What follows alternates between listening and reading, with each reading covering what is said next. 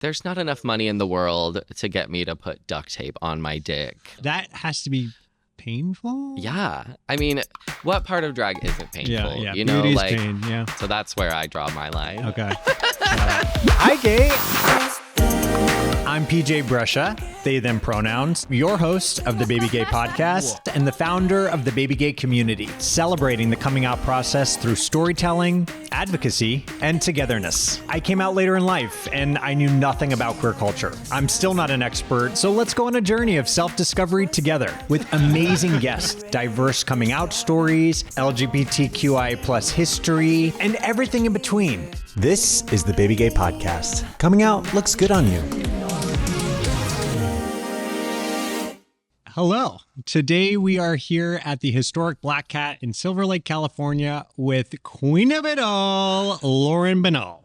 Lauren. Hi. Thank you so much for being here. Thank you for having me. You are incredible. You have been the host of pretty much all of our BabyGay events. Killed it. Oh, thank Every you. single time.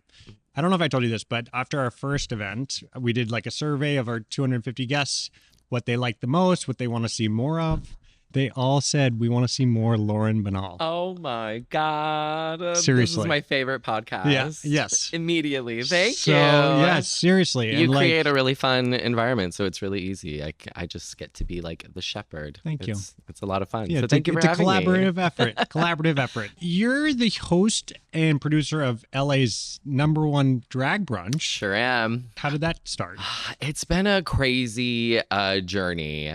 It was started by another queen who decided drag wasn't for her anymore, so she kind of gifted it to me, and like I've since grown it and made it my own and Wow. killing it at least twice a month. Where can people find that? At Bottomless Drag Brunch on Instagram or any of my socials. You can follow my link trees, and Okay. it's at Idle Hour in North Hollywood. It's a blast. Let's go to the beginning. Okay, let's start it off. Let's start off. We go deep here on the BabyGay podcast. Am I ready? Is my lace Yeah, laid? yes. Where are my titties up? Okay, the beginning. When did you realize that you had a love for drag? That's a tricky question because I was literally like 5 years old and I would take off turtlenecks like this and leave them on my head and run around in my tidy whities. Yeah. Lip syncing to Celine Dion. Yeah. Like it could not be any gayer. And Yeah. my parents were still shocked when I came out Yeah. and Yeah. came out as a drag queen. But what got me interested in drag? I think the first step was like I had just a bunch of friends that were peripherally in the drag environment. Like one was a wig stylist, one was a makeup artist, and then one day there was like a bar crawl that it was like 100 gays just walking around town. Where was this? West Hollywood. Oh, so you're already in LA. So Yeah. we're jumping forward. Yeah, I Okay. moved to LA right out of college. Okay.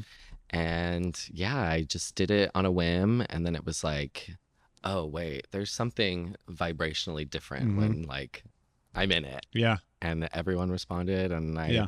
just haven't stopped. So So going back, because I can really relate to, I did the same thing. I would wear a t-shirt on my head Yeah. and then get a hair tie and make it a ponytail Yeah. and run around, tuck my penis naked. And like my family was like, oh, okay, interesting choices. And so how did you evolve? Like, well, that kind of just turned into theater. I was Okay. a theater kid. Yeah. I was one of those obnoxious kids running around and playing dress up, and I would do summer theaters. So I really don't think of what I do as much different than Definitely. Yeah.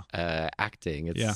pretty much the same makeup, just Yeah. different applications. You wear wigs, Yeah. you wear costumes. Yeah. So I feel like I've been doing this for like 20 years now, but I'm only 18. Right, obviously. Barely legal. Yeah. But yeah, so it's just been a natural progression, and now we're here. So when you were younger and doing theater, what roles were you gravitating towards? Well, I was always either like the funny one in the serious play or the serious one in the funny play. Like I was one of those that would like pull focus Yeah. in a fun way. Yeah. So like, yeah, that's kind of where I would always kind of be the outlier a little bit. Yeah, be the outlier with a big punch. Right. And I mean, you pull a little bit big of punch. a really big punch, you know? Yeah. So yeah, that's kind of, I try to be as funny as possible whenever possible, and I try to be as grounded as possible whenever possible. I feel like that's what makes a good performance. So like in school growing up, were you the funny? You were a class clown type thing? Definitely. If I can make you laugh, you won't like call me the F word. You know what I mean? And that really saved me from a lot of bullying, but not all of it. That's for sure. Yeah. Did you get bullied a lot? Oh yeah, it's interesting. Yes, and like I've kind of had this circling back to my childhood. My parents brought me to a psychiatrist at 5 years old because I was dealing with gender issues. Oh my God. Yeah, so my dad just sent me the 9-page psychiatric evaluation about myself. I have a 5-year-old, What which did it was say? pretty deep and heavy and like very emotional, and like a lot of it was just very validating because like I came out as non-binary at 31. So I've been on this journey of like dealing with my gender identity, and basically this report just highlighted exactly what I felt like inside, which was crazy. That is crazy. And amazing. And amazing. I was verbalizing like, I'm not a boy and I'm not a girl. And at 5 years old. But then something happened where, well, one, I can vividly remember my mom being like, you should probably like play with the boys now. Like the girls are going to not like you anymore. And and I remember, this is funny, in second grade, I was being picked up from school, and I guess I had my hands limp, and my mom was like, okay, let's make a code name for when you do that. And what I chose was Rainbow. Rainbow. Oh my God. Like, oh, sweet little gay baby. So it's like, fuck you, but okay. So I kind of reeled it in. Like, I think because of this shame from society and that time period, and my parents and I grew up in a Catholic family. Yeah. So it was like a protection thing, and I don't blame them. But I vividly remember actively trying to rein it in. And let's try to be straight and try to be a male and all that. Yeah, it's really hard to like untangle when you're like in your elder years as a elder gay. Yeah. To like untangle what is truly you and what is society telling you, what's your family telling you what to do, and like remember that child and like really honor that inner child, as gross as like all of these like phrases have become, you know. It's really true. Like kids know who they are. Yes. And it's our job as adults to like really take care of our child, our inner child. And like it's hard navigating because we all want to fit in, we all want to belong, we all want to like make everyone proud and do our best, but like that can really morph into like becoming something you're not. And it's Were you in a religious family? yeah, Mormon. Okay. Yeah. Tell us about that. Well, it's very difficult because especially like the Mormon church, they believe in like modern prophecy. So they just kept changing. What does that mean? So like the prophet, the leader of the church, he like speaks directly to God. Okay. And so they can have divine revelation ongoing. Like, so they kept changing. So he's the mouthpiece for like the whole God, for church. Yeah. He's like the one. And so the church kept like changing their stance on what like being gay is and how big of a sin. It's a temptation. No, you can go to heaven, but only if you like never marry and never have sex and never love anyone. Or like they just kept like trying to like figure out a way to make it Loopholes. work. Yeah.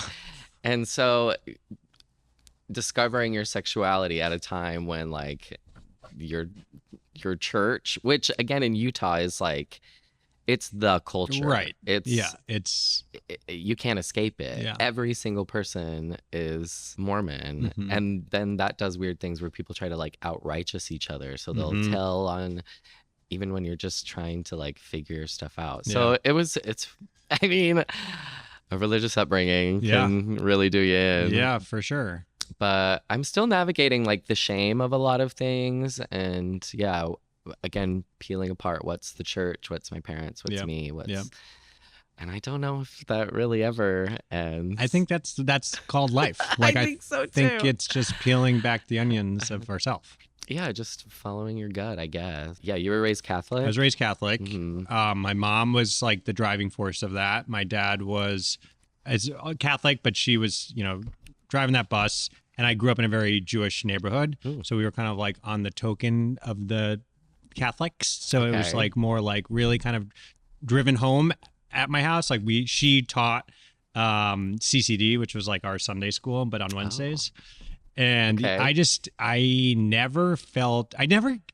just never clicked with me. Like I just didn't care. I mean, the biggest thing was I don't pay attention. I don't care. Like I feel ashamed for how much I went to schooling for that, and I could tell you what was going on. Oh, yeah. It's In the Mormon church, they have seminary, which is release time during school. So you would go to church school during school. You would have a free period that you would walk across the street to church school every day. and this is public school. Mm-hmm. Oh my god. Yeah, it's insane.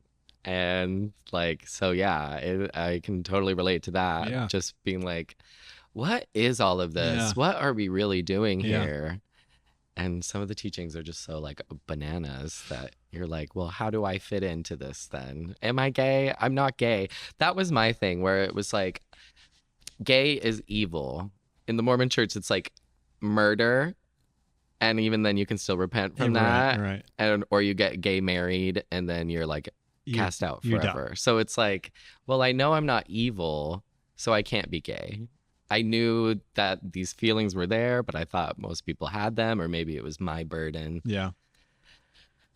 But you're just a little gay boy. Yeah, It's yeah. fine. Yeah, It's yeah. fine. So When can you remember your first like gay moment or gay thought or I remember being a child and watching The Pebble and the Penguin. Okay. Did you ever see that I've heard of movie? it, but I no. There's an evil penguin, Okay. and he's like this big muscle, like Muscle daddy? he has huge pecs and is like and like scary, but he's hot. He's hot, and Yeah, I remember looking down at my like Spider-Man underwear and Yeah. being like, "What's going on down there?" I think I feel like that lady penguin a little bit. Yeah. Uh-huh. Like I'm a cisgender male. Yep. Like I just dress up, but like I love the femininity and I love exploring it all. Yeah. But yeah, I always identified more with like the damsels. Mhm. They always were like smarter, but like victims of circumstances Totally. around them. Right. And I always identified with that. I remember like watching Xena and these other female Buffy was my favorite show growing Mhm, up, mhm. and just these powerful females that I was just like, I don't know, like I wanted to be them, but I also wanted to be with them, not like sexually, but like their friend, and like Yeah. I just like really, those are the programs that I just remember being, oh, these women are so strong, and I love They're better. They're better. Yeah. I just love women. How did your relationship with your sisters? I mean, what you want to talk? Can you share it? Sure, yeah. It's, I mean, we're all 5 years apart. So my oldest sister is 10 years older than me. Yeah. So we've had a lot of really hard talks because they kind of left the house Yeah. and then came back and I was like suddenly gay. Yeah. But it's just because they weren't here to watch Right. me like grow up. right. So it's been a learning curve with like everyone in my family of accepting me. They're still and all pretty religious. they're kind of having their own struggles Yeah. with it right now. I think they're all getting to a better place of accepting themselves and accepting me. Mm-hmm. Thankfully, like my family was like, I knew kids in my neighborhood that like got kicked out of their house for just not going on a Mormon mission. Mm. And that was not, I didn't think my family would do that, but it was not like outside the realm of possibility. Yeah. So I was never really brave enough Mm. to like really come out to my family. My mom had to do it for me. Whatever. Yeah. Yeah, but then that when I started doing drag, that was a really powerful moment for me to like finally stand in myself and be Yeah. like, family, this is what's happening. This is who I am. And Yeah. like, let the cards fall where they may. Yeah. Like, if anyone is like scared of coming out, it can be really powerful and helpful and healing. It just is this weight lifted. It just there was an elephant in the room, like for me and my family. And my family, I would say as a whole, we all got closer once I came out at 27. And because I think there was like a somewhat of a tiptoeing around certain topics. Yeah. Secrets are so burdensome. Yeah. And like your whole life becomes secrets when you're closeted or like people aren't comfortable talking about certain things. And it's like, well, and you're missing out. So like, honesty is always the best policy. Yeah. Growing up, it was always so confusing for me because I did feel a little bisexual. Okay. And everyone was like, okay, you're on the bi train to Gayville. And I was like, okay, maybe there's some truth to that. But I really, getting older now, I am like, no, I really was like, it's a spectrum and percentages and like, yeah, I think. I can relate. Did you have girlfriends growing up? No, because I was so ashamed. I was like, I have to get this gay thing under control before I am vulnerable with a woman like that. And I never got it under control. Yeah, well, that's okay. This is too much to control. Yeah, you gotta let it go. Out. Yeah. Because I did like love friends growing up, and I did have like crushes on girls. Like, this is the first time I ever masturbated. I was thinking of a girl in my class that I had a big crush on.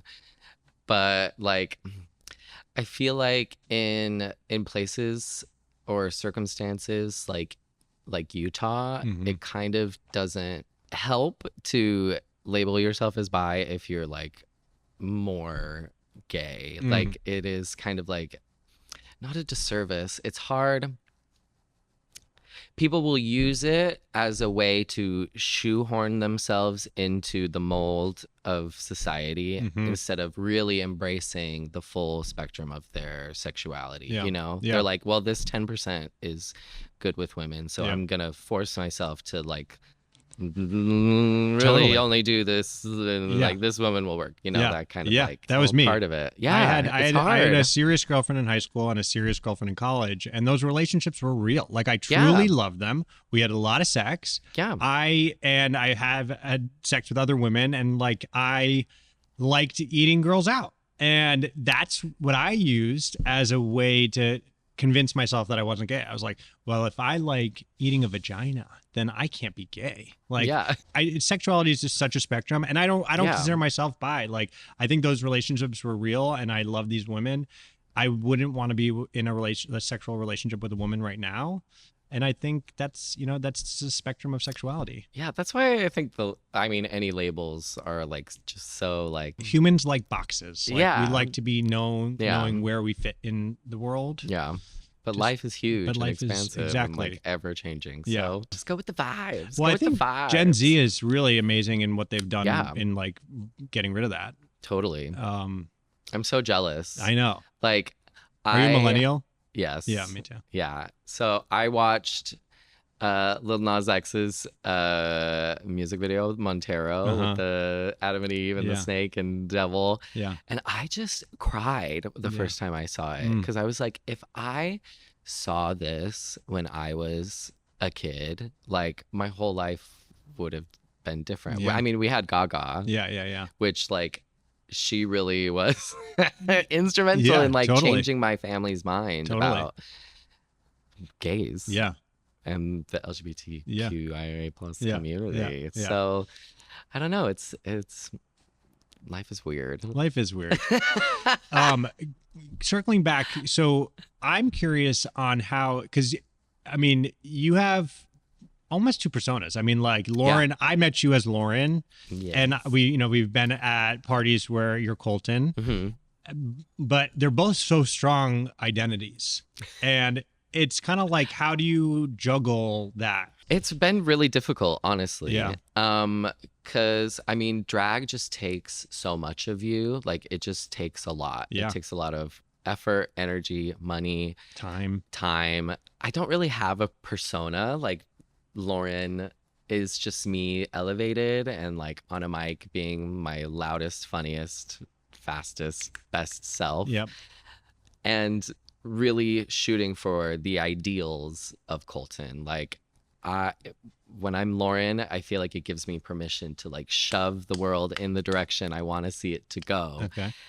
And Colton, I'm just I'm very more willing to take a back seat and enjoy the show. Mm-hmm. You know, I Mm-hmm. get it all out. Mm-hmm.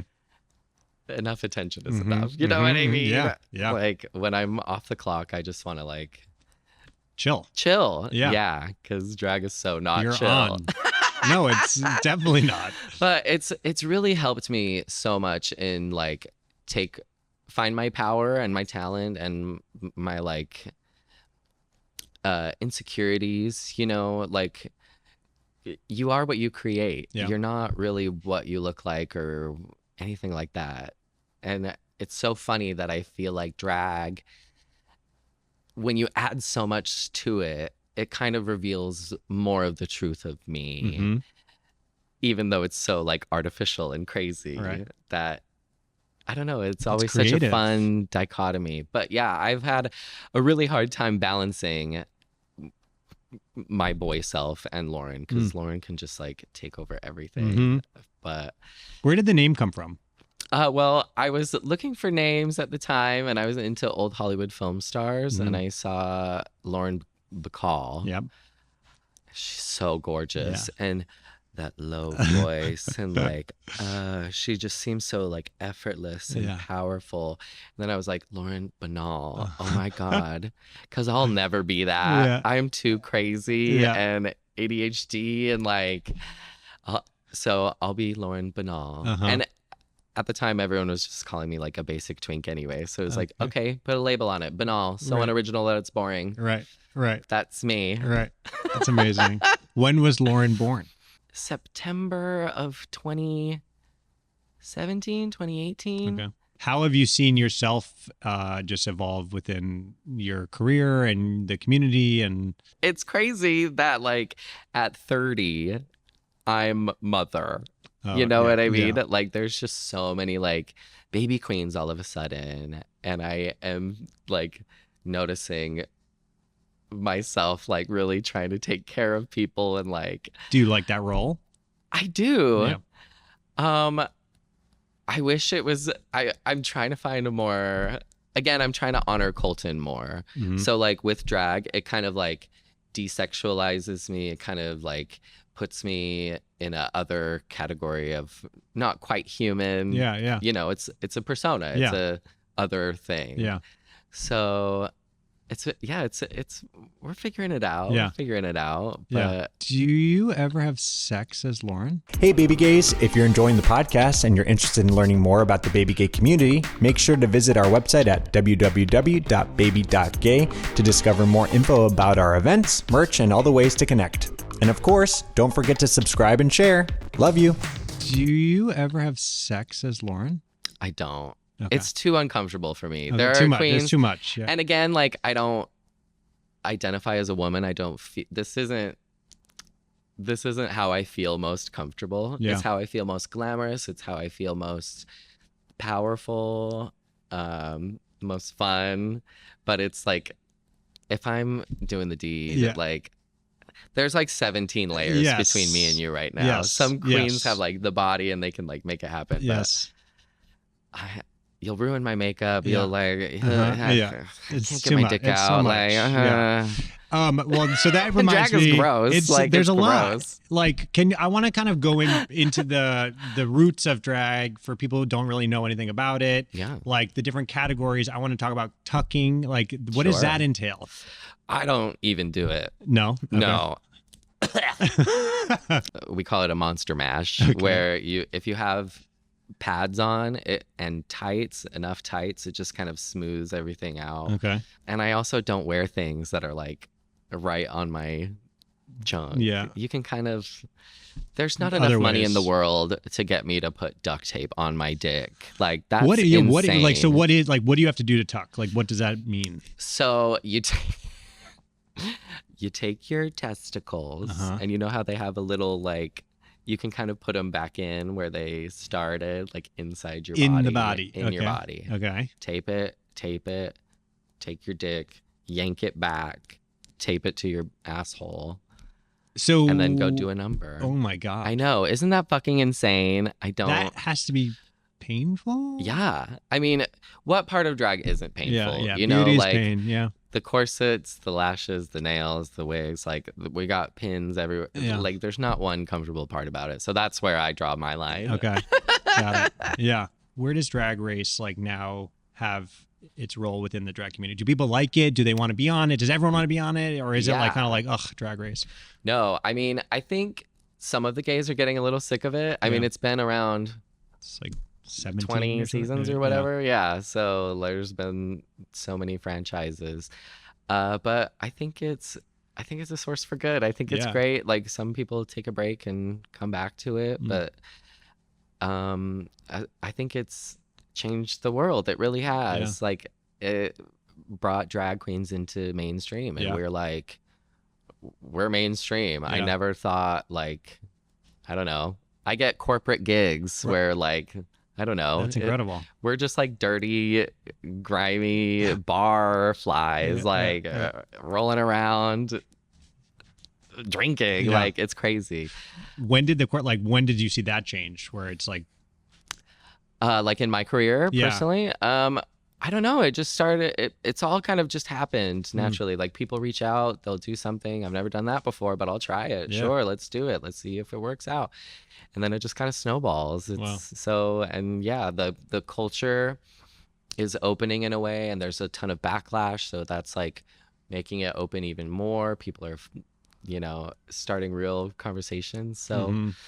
I don't know. It's a crazy time we're living in Yeah, right now, totally. in a lot of ways. Yeah, well, for sure. The world is in shambles a little bit, but But yeah, I think all queer people owe a debt to Drag Race. yeah. I think it really showed the diversity of gays and Mhm. queens in Mhm. particular, and how hard we work, and how we're just people trying to have a good time. And Mhm. yeah, we're messy. Yeah, we fight just like everyone else. And but at the end of the day, we're still, I hate when people say at the end of the day. Yeah. At the end of the day, we're still, a community, and Yeah. we have each other's backs, and we are fighting for each other. And what about drag kings? Yeah. How is that relate? Like, there aren't drag kings on Drag Race, or No, are there? No. which I think there definitely should be. Yeah. It's tricky because with drag queens, we satirize but celebrate femininity. Yeah. But like all the crazy societal expectations of femininity, like the makeup and the Mhm. glamour and the sparkle and the jewels. So when you honor masculinity, sometimes they take that as like the laziness of men. So then they just like come out in a robe and are like, That's it. Where's There it is, yeah. Where's your work? Yeah. Where's the satirization, the exaggeration? But I love kings. I think they deserve a seat at every table. And I know there was some controversy from Drag Race and just in general, but about the drag community and the trans community. Yeah. And the overlapping. Yeah. Tell us about that. I'm so glad that they are letting trans women onto Drag Race now, because it was not reflecting with the truth of drag, Mhm. which is, there's all sorts. Yeah. There's trans women, and they're truly like an integral part of any drag community. Yeah. Like they are the best performers. They really are like part of the family. Yeah. So Yeah. it was, I think Rue was seeing it as like, once you start doing surgery, then there's like not a performance to it. Okay. But that's just like not. What was specifically the controversy? Was it like a trans woman was on the show but then got kicked off or something? Or I don't know, because there were trans women that weren't out yet, or had not started their transitions. But it's so ridiculous because, again, some of the best drag queens in the world are trans women, like Sasha Colby, Peppermint. Like, these are icons of exquisite, exceptional talent. And it doesn't matter what their personhood is outside of it. They're doing drag. I was listening to another podcast, and it might be Love Island or one of these like very popular reality shows, and having they'll have like the straight version, and then they'll have a queer spin-off. And it's like, well, why don't you just put them all together and like make it even more juicy? I mean, they're just trying to get everyone to have sex with each other. So if there's one gay that's like, well, nobody will have sex with me, that's kind of like the end of that storyline. I'd love to be that gay on the island being like, y'all are messy. What are we doing? You fucked him. Oh my God. Like, I think it would add a lot. Hilarious. I think it would be great. I'll do it. Okay, I'll do it. Love Island. Ship me out. Lauren Banall's ready for next season. Coming in hot. Can you imagine if there was just a drag queen like running around just being like, ew, yeah, take another shot. That's a good idea. Yeah. Ooh. I would do it. I mean, I think everyone would watch more because it would be hilarious. I think it would be fun. Yeah. When you were coming out, we like to share with our audience kind of media, like books, movies, TV, music, podcasts that were really helpful for you while going through the coming out process. Oh my God. I had a little tiny like knockoff laptop, and I would watch Queer as Folk. Somebody put the whole thing on YouTube. Yeah. That show was so good. The original. And that really did help me see the spectrum of gays, because there's like all different types on that show. It was the 90s, so maybe not as many races as it's such a great show to just see gays just living their life and like having difficulties, but like working through it, having friends. There's nothing like gay friendship. It really is like sisterhood. Totally. I love it. And actually, when I was coming out, when I was in college, there was one year, my like junior year, I got cast in 3 different roles, and they were all gay men, but they were entirely different. Like, one was like a military, deeply traumatic. I was like crying for like 90 pages of that fucking play. It was awful. And then one was like a fun, like, it was Legally Blonde, so it was the sassiest of the gay, literally like Z-snapping. And then another one was just kind of like a kind of fuck up kid, child, like in his family. So it was like, after all of those characters, I was like, oh yeah, it's not just, it's full scope of humanity. And that really helped me be like, okay, I may not be that, but I can just be me and gay. And that's fine. I think that's the biggest thing. I'm rambling. No, that's 100%. Like, that's what the goal is, because it's like when coming out, I really did not see myself in the communities that I was in initially, and I still don't. I mean, I still am kind of like, well, you don't have to. You could just be you, and like that's it, and like just be yourself, and you don't need to fit in any box. You can just live your life and do things that make you have fun and like enjoy life and be around people that you want to be around, and like that's what it really is, that simple. It's crazy that like you just get so lost sometimes. And then like, I mean, growing up in the 90s, it's like the queer representation on screen was just like you said, the hairdresser, like the Z snap, and it's like, well, that's not really me. And if you don't see her, it's hard when you're young and you don't see yourself on screen represented, then it's like, I think that just prolongs the finding your true self. Totally. And wait, so how old were you when you came out? Well, it was, I never really came out, but I was in like my early 20s when my mom found Facebook messages to my boyfriend find? at the time. It wasn't anything like dirty, but we were having issues, so it was clear that it was like my boyfriend, even though I would never call him my boyfriend, and we were like not it was so the closeted, the Yeah. secrets. It's Yeah. all like. But then it took. She was like, okay, well, tell your sisters and we'll get to your dad eventually. And I was Okay. like, okay. And then I never told my sisters. Yeah. She waited a year. She told them. And then Yeah. I was like, okay, well, go tell your dad. And I was like, Nah. okay. Yeah. And then another year. And so it was like a long, awful process. Yeah. What about you? When did you come out? I came out at 27. Yeah. Saturn returns, baby. Literally. It was so I lost my mom at 17, and I think that pushed me back in the closet, like more so. Mhm. And then I like just worked hard and partied really hard, and like drugs were my outlet, and I was running from myself through my shit. 20s. I kind of like hit a point where I just couldn't run any further. Like I basically had a mental breakdown, and it was like I was running from my sexuality. I was running from my like true desire to be a creative person because I was in like the corporate world. Yeah. And then I was also running from my mom's death. Like I did not grieve for 10 years. So it was like the universe was like, no, honey, you're gonna not run anymore. You're gonna hit rock bottom and you're gonna restart.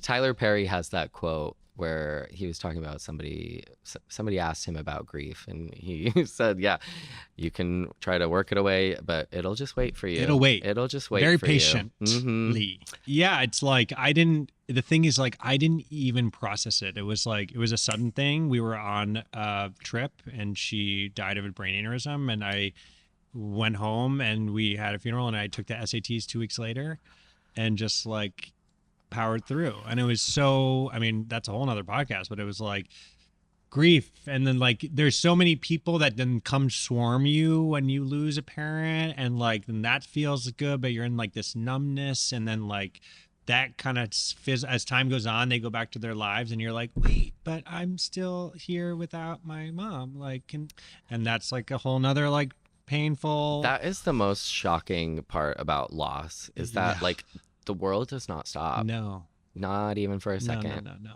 It's like it just keeps going. Yeah. And you're like, but wait, my whole world is gone. Yeah. What? Oh, it's awful. Yeah, I remember like, thank you. I like was going back to school. I was a junior in high school, like in like the college applications, like SAT moment, second half of junior year of high school. And I just remember being like, you have to go to school now. I'm like, I fucking lost my mom 2.5 weeks ago. I am not going back to chemistry class. Like, fuck you. And I like, there's like anger and, you know, all those fun things. Yeah. I mean, of course. Yeah. Of course. Yeah. How unfair can that be? Yeah. That is so shitty. It was crazy. I mean, it was actually really crazy because my grade, like there was no real trauma in my grade of growing up, because I went to public school, and like we were all together. We had 5 different elementary schools, 1 middle school, 1 high school. So we all kind of go together from middle school through high school. And like usually there's like some kids will, I don't know, there's usually like someone dies or something, but we had nothing. And then junior year, 3 parents died in like a 2-month span of time. My mom was the second parent. That's awful. Did you like bond with those kids, or was it like? I mean, like I knew one of them since like kindergarten. Like in a way, yes. Looking back, I probably could have been maybe a closer bond. I keep in touch with them, but it was a tough time to say the least. I bet. I can only imagine. Yeah. Oh my God. Yeah. What? Can I tell you one of my most embarrassing moments ever? Please. Okay. So remember being a like 12-year-old kid. Yeah. And everything was your mom, your mama jokes, your mom. Yeah. I had a friend. Her name was Becca Walentine. If you're out there, I'm so sorry. Her mom passed of breast cancer. Ooh. She was one of our teachers as well. Ooh. And we were all hanging out, and la la la, your mom. Yeah. Yep. And she just looked at me like, yeah. I was like, oh my God. Yeah. And then not 20 minutes later, I did it again. Oh. So Becca Walentine, if you're out there, I'm a cross-dresser now, and I'm so sorry. I'm so sorry. Yeah.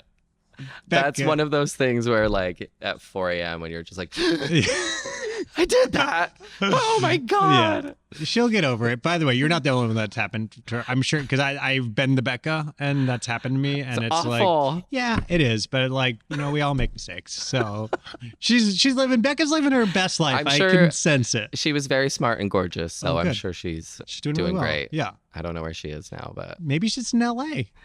Maybe. I think we need to reach out to Becca. Let's get Becca. Becca's here. Oh my God, Becca's here. We are now in our really exciting segment. We're calling it My First Time.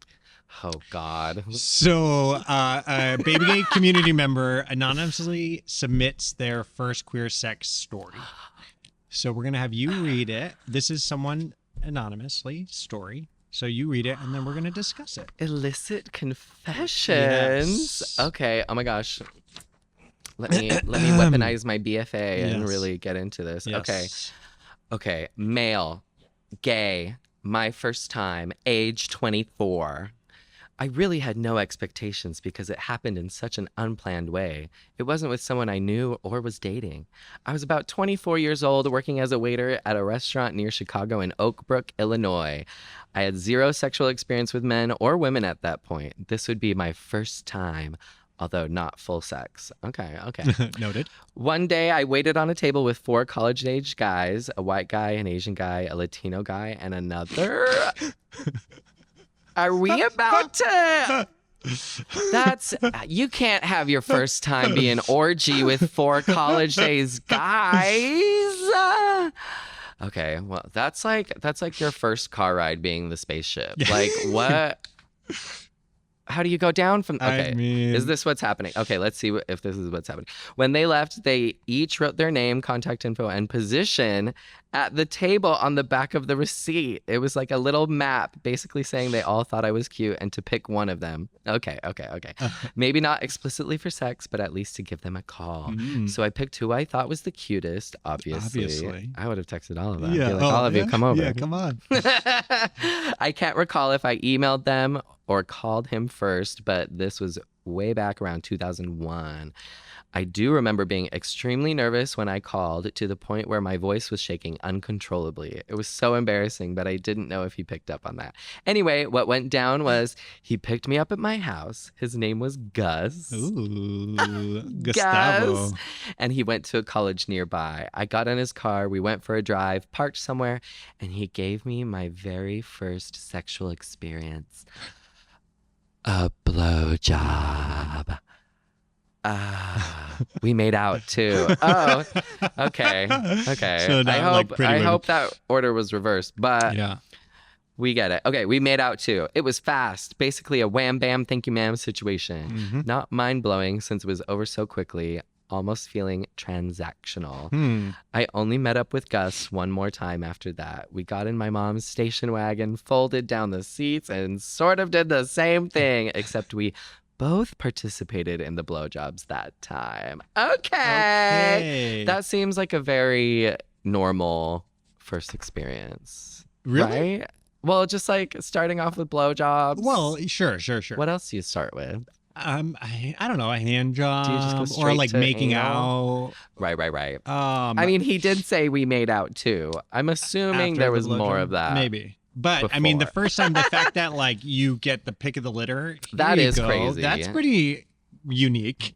I did that once with my girlfriend, and we couldn't tell if our waiter was gay or straight. Yeah. And so we wrote, if you like boys, here's my number. If you like girls, here's her number. If you like boats, here's a picture of a boat. Check boats. And? She got the date. Oh, he did not like boats. She got the date. I've only left my phone number on a receipt once and did not receive a call. You got to keep putting yourself out there. You got to keep trying. Yeah, that was just the beginning. So yeah, does this? Okay. So does this have any kind of relation to what your first time was like? Well, my first time, oh my gosh, I was so like. I was still trying to go on a Mormon mission, so I was trying to like make those steps happen. Okay. So I wasn't gonna do anything. So this is pre-mission. Pre-mission. Okay. So like a freshman in college, pretty much. And I went over to his dorm, and we just. Oh my God, I'm so embarrassed. No. But like, we weren't dating. Okay. We were a little dating. Like, how did you meet? I was doing Shakespeare. I was Lysander in A Midsummer Night's Dream, one of the ingenues, and he was a first chair violinist in our orchestra. They did like the full Mendelssohn score. Wow. And so I was like, oh my gosh, first chair. Yeah. Oh my gosh. And so we went and hung out, and I wouldn't kiss him because that was gay. But we could like Do other things. touch and cuddle and like, and he would like give me full body like massages. And like, we watched like 3 movies.